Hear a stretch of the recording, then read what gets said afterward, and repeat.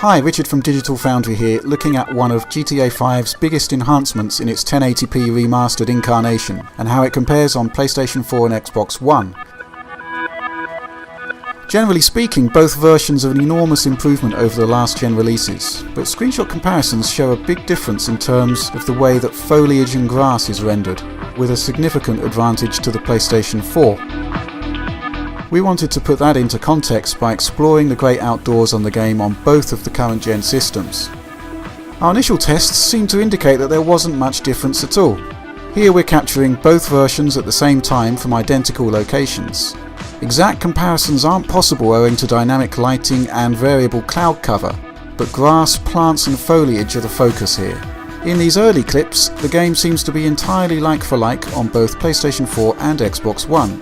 But there's no smoke without fire, and it's definitely the case that the more foliage there is in any given location, the more PlayStation 4 demonstrates an obvious advantage, as we're seeing here. On this particular hillside overlooking the road, we see our most striking comparison yet. Much more bare ground revealed on Xbox One, while PS4 has much more grass and plant life by comparison.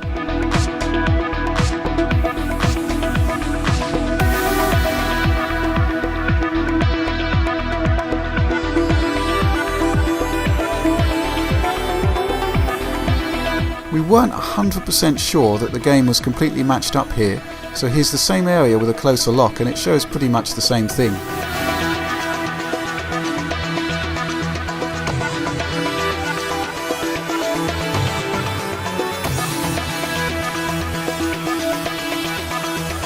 Moving on from this area, returning to the top of the hill and taking a stroll along the perimeter of the fence demonstrates that this is no one-off.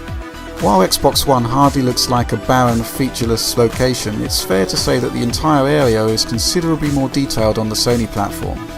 The same ground textures are in place on both systems, but you see less of them on PS4 owing to the higher levels of grass and foliage in place.